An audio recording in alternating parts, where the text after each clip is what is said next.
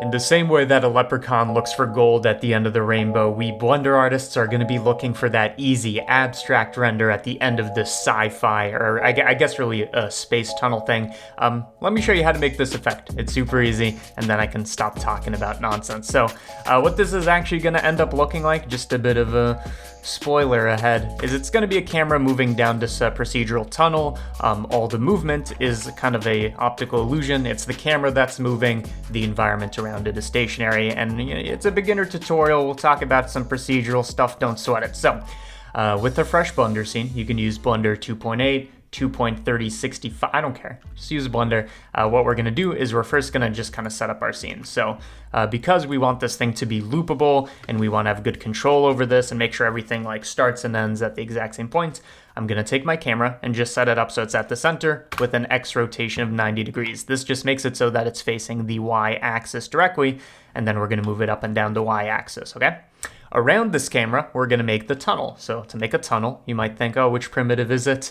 It's the cylinder, duh. Take a cylinder, rotate it on the X-axis, I believe, by 90 degrees, and then we are going to, order of operations technically matters. I'm just gonna do it sloppy. I'm gonna take these, Control-I to invert the selection, and delete it, so now we just have the tunnel, and then I'm gonna position this kind of like around our camera. Technically, you wanna do it the other way around, but whatever. To make this easy and make sure that everything is lined up perfectly, best way to do this is you enable snapping, because it's easy as that. With snapping, you keep it on increment. This is going to make it so that it snaps to our grid. We're going to line it up with the beginning, like start point origin of the camera. And then in edit mode, I'm just going to select these vertices. So make sure you're in vertex mode. And we're just going to move them like deeper into this. So the length of the tunnel is up to you, but it kind of depends on how long you want your VJ loop to be. So I'm going to take this, bring it kind of far down, just pick a nice number like in global coordinates, we can make this like 20. In other words, what this means is that this tube is 20 units, in this case meters across. Right now this camera is at 0, 0, 0, and if we were to move it 20, it would reach the end of our tunnel. So now what we're going to do is we're going to customize this tunnel, get it good to go, and then just kind of repeat it again and again and again, which is what makes it loopable spatially and in some sense temporally. Okay, let's make it look good. So shading workspace, this is where we're making our material, because right now we just have, it really doesn't look like anything if you're just kind of like in rendered view. So I'm just going to go to solid view. It's just like a tunnel. We're not traveling through it. Nothing's going on. So I'm going to take this tunnel. I'm going to make a material. We can call this space thing, and also available, I'm so slow, on Patreon, because, this project file is going to be up on Patreon. But to make this thing look like kind of like this wormhole stars flying across something, I'm just going to import in some procedural noise. So noise texture is a good source of, noise. And of course, this is going to come out stretched because it's using generated coordinates. If you don't know what that means, doesn't matter. Basically, it's using these coordinate systems, generated coordinates. We stretch the cylinder, therefore we stretch the bounding vox, therefore the noise looks stretched along the y-axis, which is fine because we want it to travel through this stretching thing anyways. So we'll keep it as is. I'm then going to filter it through a color ramp just to make it like higher contrast. So you bring up this black section. And the way I want you to think about this is black is going to be the abyss, and white is going to be wherever we have clouds or nebulas or stars or whatever you want to call it, okay? So what I mean by this is if we go to the second handle, this white handle, you pick a color, and this is what we're actually going to be visualizing, okay? And you can play around with this, right? Kind of the closer this is to the left, the more dense our nebula is, whatever. To make this look better, we need to do a couple things. First of all, detail, bump it up. This is going to make it look like, higher detail. It's going to make it not look like this, blob that your grandma served you on like Christmas.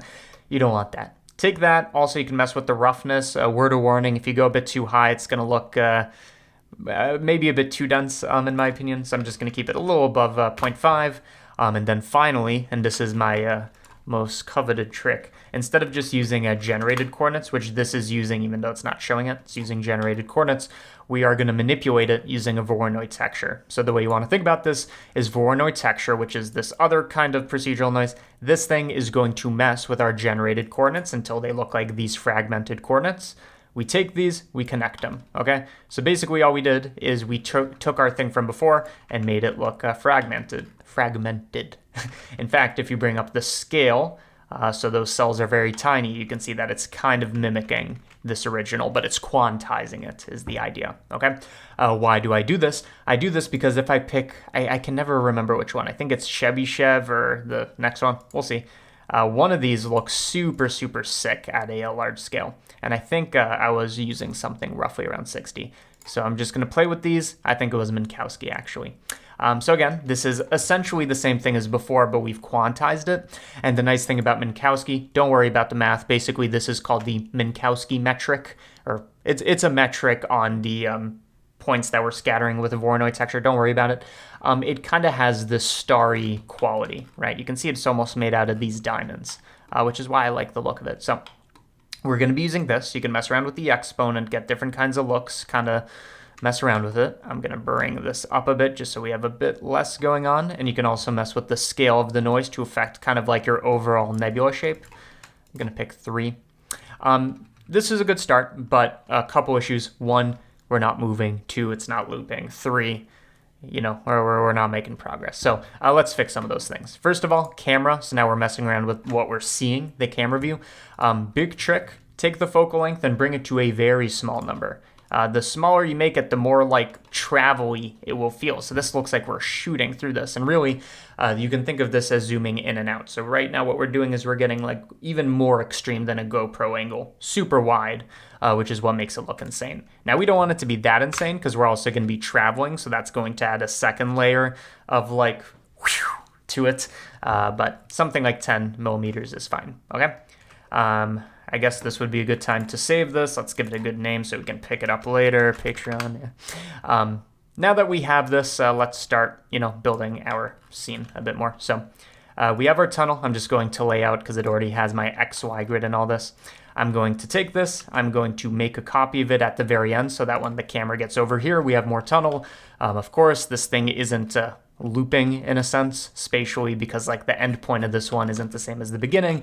It's using a noise texture, so somehow we need to tile these together. So a quick way to make that happen, first of all, I'm going to reset the origin to the geometry, so the origin's in the middle, and then you scale on the, in this case, y-axis, right, until you go negative and -1, and that will make it tile. As you can see, they match now. Why? Because we took an object, we then inverted it and put it back on itself. It's almost like you're touching a mirror, you're touching its reflection. So of course it's going to continue. And now if we take these two, so now you can think of this as beginning, end, then we inverted this, so this is end, beginning. That means that these two now fit together, although we should probably do this from the top view. Basically, as long as you take powers of 2, like 2 at a time or 4 at a time or whatever, these are going to fit together. Guaranteed. So cool. Now let's actually have this thing travel through it. So I'm going to take my camera, I to add a keyframe for location. And let's say this is going to take 90 frames. And over 90 frames, we'll have it go down 2 segments of tunnel. In other words, it's going to come back to the beginning because it goes over the first one, then the inverted one, and it returns. So we made them 10 units long or something like that. So no, 20. I can't remember. I think we made them 20 long. So we want to move it 40 units on the y-axis. Easy way to check. Yes, the third tunnel piece begins here. So it goes 1, 2, and stops at 3. Okay? So you can see, if I select my camera, what it's basically doing now is it's traveling along here. Although it's not doing it at a constant speed, in fact. So if I was to take like the first 89 frames, we don't need the 90th because the 90th and the first frame are the same. If we were to look at this, you can see it's moving, but then it slows down, and then it repeats. So it does repeat spatially, but temporally it's doing this weird thing. To fix this, we don't want the camera to get from point A to point B by changing speed. We want it at a constant speed. In other words, linear, same speed interpolation. To do this, you select your keyframes, T, linear, and that just makes it linear interpolation. There are settings you can go to up here to make it linear interpolation by default, but honestly, Bezier interpolation, Bezier. Say that 3 times. You can get your baguettes and all this. It's a French word. What was the point? I don't even know. I think Bezier is default's what I was saying, and that's actually nice for most things. So I'm just gonna keep it as is, but we set it to linear, okay? And now you can see that it's repeating temporally. Now, if you look at the very end of this, as it like loops, you can see there's a bit of a seam. So we get to the end of this, and then it elongates a tiny bit. We want to make sure that we don't have this issue. So first of all, camera, I want to make sure that it's looking all the way till the end, so it's like draw distance at the very end. I want it to be 1,000, so it can really keep looking. So now there should be, yes, there's still a bit of a visible stitch right there. And that goes away as we, one, make this tunnel longer, and two, do some like depth of field stuff as well. So these extra tunnel pieces are not actually going to be traveled down, right? We're only traveling down the first two. This is just so it looks nicer. And I know what you're thinking. If we keep repeating these segments, won't this look super looping? And we do want it to loop, but it doesn't actually look that repeating again and again and again. Your eyes don't really latch onto these details when they're so chaotic. So camera, viewport, boom. I think we basically have the starting of this. By the way, the environment, like this is gray, I'm just going to make it black, which we're only going to see at the very, very end of this, but don't worry about it. We have our basic setup. Now we just want to make it look good because it looks okay. You can see how we got to the final product from here. But it ain't looking too hot. So a couple things. We're in Eevee. Why? Because it works. It's faster. So we're going to enable bloom. We get that for free. And to make sure our bloom is visible, you can either make the blue more vibrant, so it actually meets the threshold of the glow, or you can just take this bloom threshold and bring it down so that everything blooms. So that's the main thing you want to do, actually. You want to make sure this is blooming so that you have that nice glow. Another thing you want to do is we are going to enable motion blur, which is a kind of new setting in Eevee. I mean, not anymore, but relatively new. So now if we hit render, you can see it's not going to give us the same thing we see in the viewport. It actually adds in a bit of motion blur that it somehow calculates differently from cycles, but we won't get into that. This also gives it a sense of momentum. Couple other things we can do. I want to add a bit more visual interest to these tunnels. And again, since they're all copies of each other, they have the same material, right? There's 12 objects that have this material. That's what this number means. Anything we do to this version will change all the others. So we could change the color, and that will change all of them, right? And that will give us a nice, same effect, but different color. What I want to do is we have these like streaks. I also want to add in some stars, and that will again apply to everything. So easy way to do this is Voronoi texture. No reason to like scatter actual objects. That's stupid. Take Voronoi texture. You can see again, these are stretched because it's using the generated coordinates I talked about.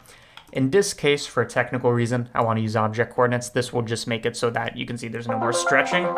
Don't text me. Do not do it. Bad. Hopefully, if that happens, again, I'll mute it. What Voronoi texture does, I already mentioned it a bit, is it scatters a bunch of points. In this case, it will do the same one for each tunnel because we repeated them. But it scatters a bunch of points and outputs this black and white is the distance from the nearest point. Point is, if you take this, you filter it through math, you set it to less than, it will basically create a bunch of circles because that's saying which points are within a distance of this from one of those original scatter points. Long story short, you want this to be a tiny number. This will create a bunch of extra little dots that we can incorporate into our overall material by taking what we did before and mixing it together, right? So color ramp, mix RGB, and I guess probably the easiest way to do this is we use this star thing as a factor where we can then control the color of the thing. So I'm just gonna make them a slightly duller blue. And you could also use some of this like random values that are generated to control the brightness of them. Not too important, but if you wanted to do that, whoops, don't do what I just did. Before we send it through the mix RGB, I'm also going to multiply it. So we take this, we multiply it by, it will just take the X value, I believe. So you can see, here's the before, after. It's kind of subtle because of the bloom, but there's definitely a bit of variation now in terms of the brightness. Okay, so now we have stars. We can control some stuff about these, like how big do we want them to be? Well, that's determined by this less than we talked about. How should they be distributed, right? That's going to be by the scale of this Voronoi. So I'm going to do something like that. So there's a lot of them, but then make them even tinier. And those are going to really like not go away, but they're going to be very hard to see once we have the motion blur. But you can see these like light streaks are those stars. So now we have like a second layer of like atmospheric. And by the way, just to separate these, you could totally have them be a slightly different shade of whatever. So these could be like a darker blue or more of a green, and that would just add a bit of separation, okay? Final couple things before we hit render on this boy. I want to add in some depth of field in the middle, not only because it looks cool, but also it will hide some of this like looping stuff that we want to hide in there.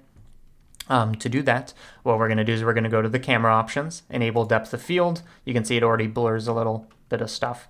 To make it more intense, I'm going to make the focal plane, focal distance where it's focusing, right? If this was a camera 1 meter away, in other words, right in front of it, f-stop, pick a low number, and this is going to make it like super obvious, and you can pick like the, focal plane here.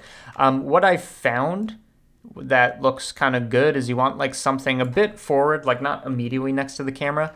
So I guess something like 1 or 2, maybe 1, because I want stuff that comes right on the sides to also get blurred again. So I'm going to pick something like I think 1.5. I'm going to take the f-stop, bring it up a bit so it's not as crazy. And this just adds a bit of something, right? So the center is completely blurred, and we can also turn those into triangular, 3-sided bokeh balls. And that just adds a bit of something, and it moves with it, and because the camera is like looping and relative to the tunnels, it works. Like depth of field doesn't break anything, motion blur doesn't break anything, like we're pretty much good to go, okay? Other than this, let's take a random frame and just render it. So this is roughly what we get. You can, again, mess with all these settings before, like basically the properties of our nebula. How bright do you want it to be? How dense do you want it to be? Stuff like this. In fact, I'm going to make it more like this. I'm going to take a random frame and render it, and I'm just going to do a final touch in compositing. So this is what we're seeing. I just added a viewer node, so we can see what we're doing. I'm going to take this, add in a bit of lens distortion. It's a meme, but it does look good. You take the dispersion, bring it up to 1, and you can see, after you click fit, this is going to add in a bit of like, kind of like lens distortion. That's why it's called that. But also it's going to do some chromatic aberration on the edges. And you can see it does this color separation right here. I'll see if I can zoom in on it. But it gives this kind of like aurora borealis vibe to it, which is subtle, but it is there. So you can see the colors are separating here. And I just think that's like a nice thing. So that's a thing. So other than that, you just tweak settings. You pick your bloom, you pick your whatever. In a sense, it's done. So to export it, once you're happy with your settings, you pick FFmpeg video. This is going to make it a video, not an image sequence. Encoding, MP4, assuming you want a normal video. And output quality, whatever you want. I pick high, lossless, or nearly perceptually lossless. Pick one of these, and then render animation. So render animation, and that's going to be the essence of it. So there you go. We've done it. So hopefully you learned a thing. This is the part of the tutorial where there is no synonym for advertisement, is there? Either way, I want to thank all the patrons of this channel, all 730, 40, some of you, who are getting blend files like this one, who are getting exclusive tutorials like at least once a week, roughly. So they come out a couple times a month. Those tend to be longer and a bit more in detail. Early access to tutorials, that is how people comment before the videos come out sometimes. Patreon newsletters, stuff like this. Point is, there's a link in the description if you're interested.